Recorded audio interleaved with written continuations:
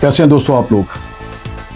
दोस्तों, अगर आप किसी चोर को पकड़ें तो उल्टा आपको जेल हो जाए, कैसा लगेगा आपको। अमेरिका में कुछ कानून ऐसे हैं कि आप ये अगर चोर को चोरी करते हुए पकड़ लिया ना तो आपको जेल हो जाएगी, आपको हथकड़ी लगा के ले जाएंगे जेल। आप हैरान होंगे वो कैसे, बताता हूँ मैं इसकी वजह। उसके बाद जनाब जो आपने जो है कि अपने शो बाइडन, और माजरत चाहता हूँ शो बाइडन नहीं, जो बाइडन जो है, उन्होंने जनाब एक अजीब किस्म का बयान दिया है जो कि इसराइल को अच्छा नहीं लगा कि मैं तुम्हें अब जो है ना वेपन नहीं दूंगा, तुम जो है वो गलत काम कर रहे हो। तो उसकी वजह बताऊंगा मैं, बड़ी मज़े की खबर है जी।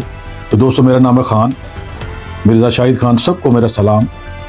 सल्लु अला हबीब सल्लल्लाहु अलैहि मोहम्मद।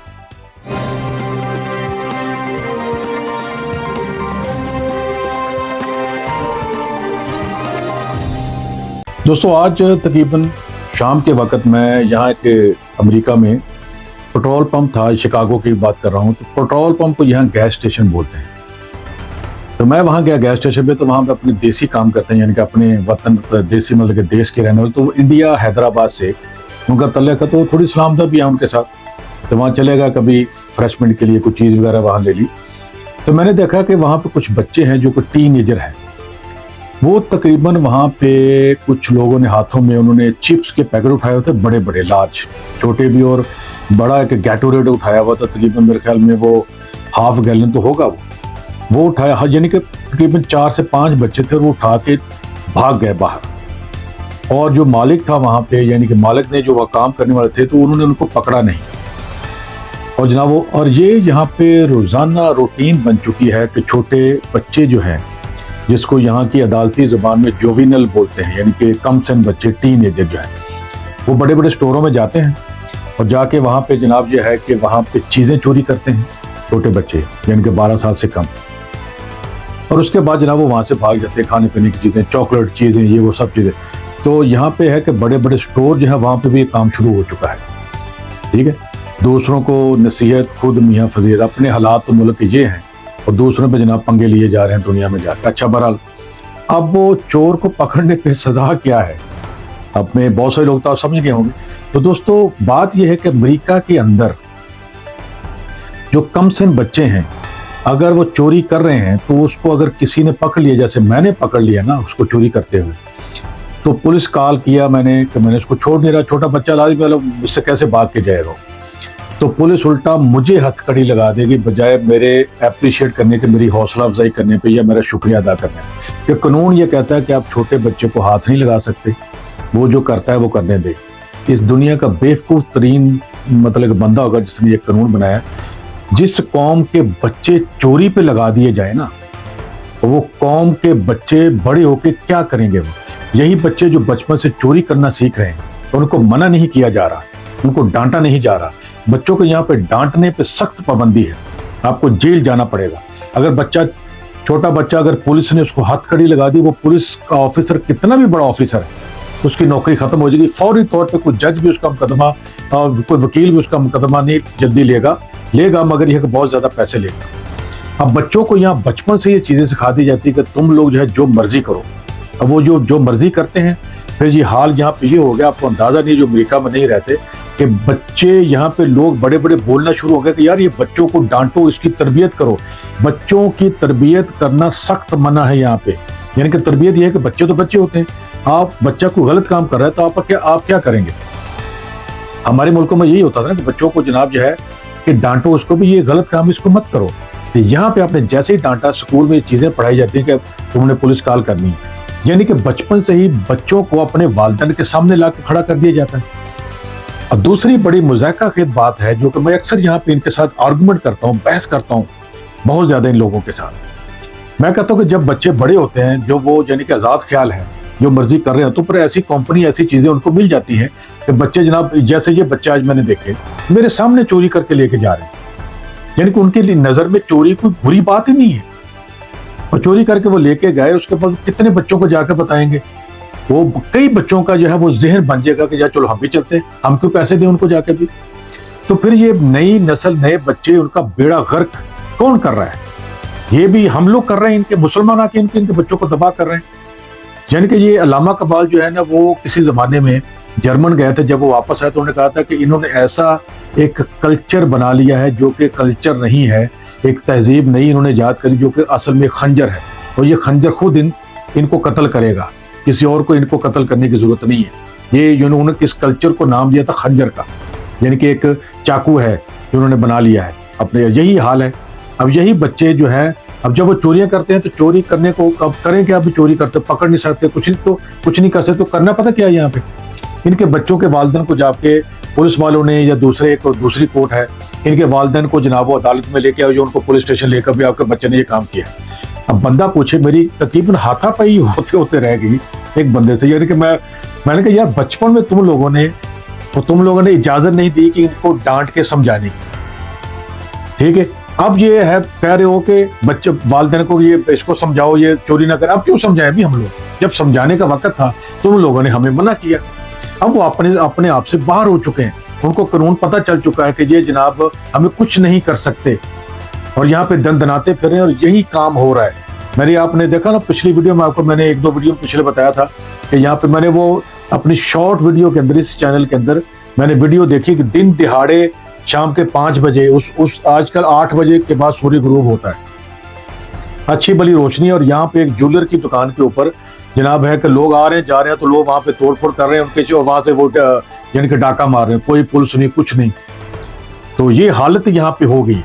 तो इसलिए कहने का मकसद ये है कि अब्बास ग्रोसरी स्टोर जो है वो ऐसे है दोस्तों, किराने की दुकानें, कि जहाँ का जो मेन डोर है उसका कंट्रोल भी जो है ना अंदर दो यानी कि जो मालिक है या वहाँ पे जो काम करने वाले उनके पास होता है, वो रजिस्टर्ड के पास जहाँ पे गल्ला होता है पैसे रखने वाला। मगर अगर आपने काम करते हैं वहाँ पे, तो कानून ये कहता है अगर छोटा बच्चा चोरी करा तो आप उसको लॉक नहीं कर सकते पुलिस के आने तक, उसको अपने यानी कि हरासमेंट में आ जाएगा।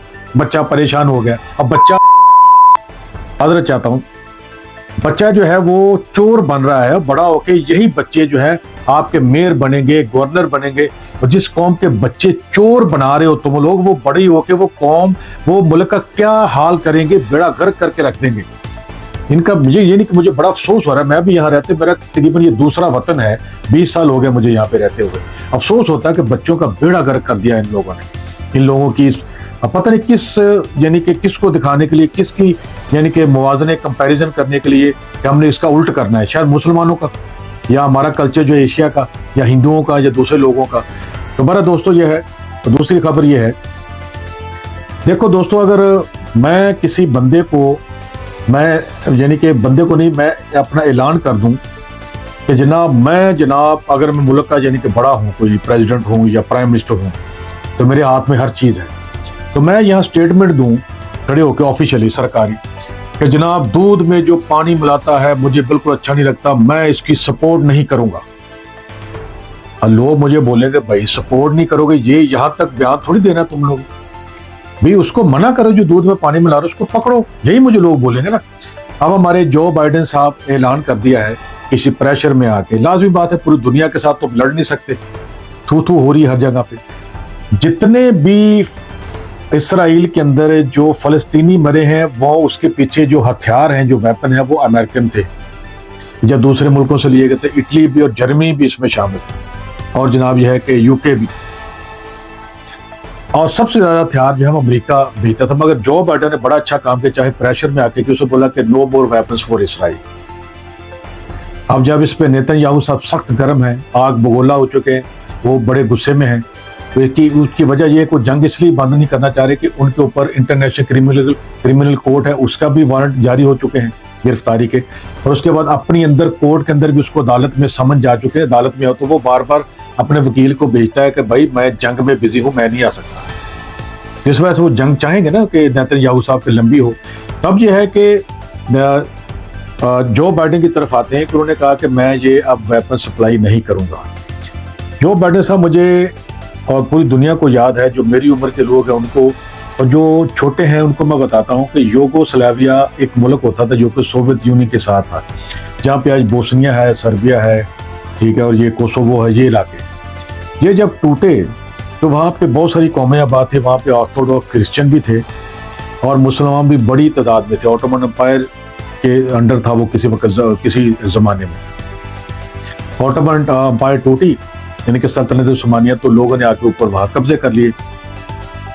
उसके बाद सोवियत यूनियन जब टूटा तो यूगोस्लाविया भी बाद में तोड़ना पड़ा, अमेरिका ने अपने फायदे के लिए उसको, उनकी एस्टेब्लिशमेंट ने इसको तोड़ा और सबसे ज्यादा हमले वहां मुसलमानों पे कर दिए गए। मुसलम यहां तक कि सर्बिया के जो लोग थे, आजकल हालात और हैं, उस जमाने की बात कर रहा हूं, गालबन 97-98 की बात है कि सर्बिया के लोगों ने जो साथ जो मुसलमान थे, बोस्निया के या दूसरे या उसके अपने जो इलाके में रहते थे, उनके बच्चों को नहीं छोड़ा इन्होंने।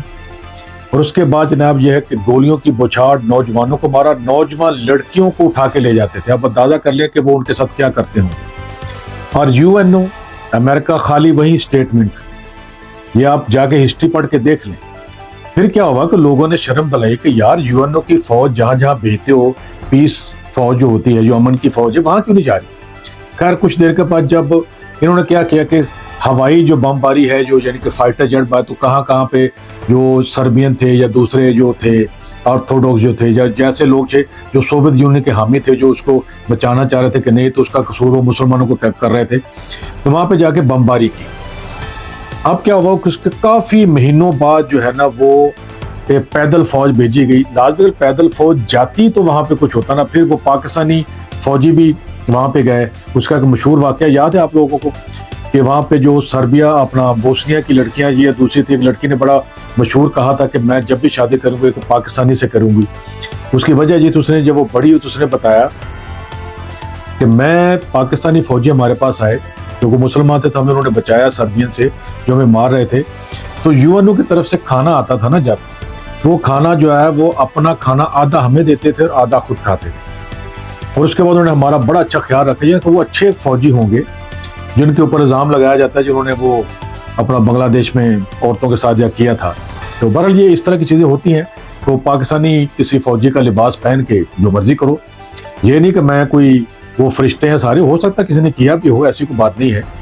मगर ये कि यहाँ पे क्यों नहीं किया, क्योंकि वो अगर ये बात है कि हवस की या लालच की, तो औरतें ही होती हैं, और वो भी यूरोप की औरतें जो ज़्यादा नक्शो निगार वाली, ज़्यादा खूबसूरत है। बहरहाल यह है कि उसके बाद जब हज़ारों लाखों मुसलमानों का कत्ल हो गया तो तब जनाब ये फौज गई थी। तो आज भी जो बाइडेन साहब, जनाब आपने बड़ा अच्छा किया कि आपने वेपन बंद कर दिया, आपको ख्याल आ ही गया। मगर उस वक्त जब हज़ारों लाखों फ़लस्तीनी मर गए, अब आपको आया है ख्याल। अब यहाँ पे फ़लस्तीन में क्यों नहीं फौज जाती यूएनओ की, ये समझ नहीं आती।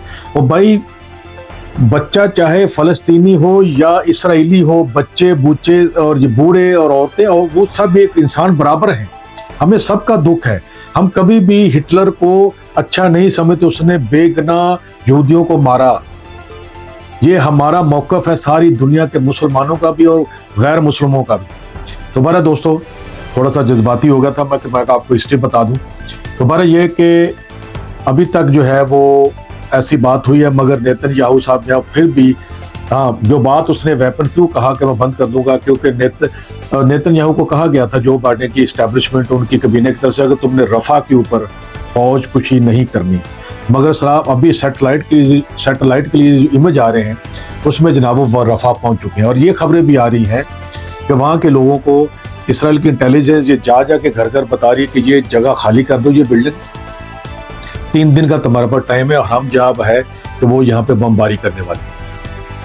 यार समझ नहीं आती अभी तक कि इतनी बातें सोशल मीडिया की तरफ से बाहर आ रही है और उनको बचाने के लिए कुछ जा ही नहीं रहा। और वो वहाँ पे वैसे ही हुआ कर किसी ने खाली नहीं की, वहाँ पे आगे बम मार दिया गया। आप मुझे सिर्फ इतना बताएं, अगर ईरान जो है आज में, अगर अमेरिका में आके किसी जगह जाके लोगों को बताना शुरू कर दे ईरानी इंटेलिजेंस वाले कि आप ये बिल्डिंग खाली कर दें 3 दिन तक, वरना हम आप यहाँ बमबारी कर देंगे, तो क्या ईरान की खैर होगी? ईरान को छोड़ा जाएगा? नहीं छोड़ा जाएगा। तो दोस्तों, माजरत चाहता हूँ, थोड़ा जज्बाती हो गया। मेरा नाम है खान, मिर्ज़ा शाहिद खान। सबको मेरा सलाम और शिकागो USA।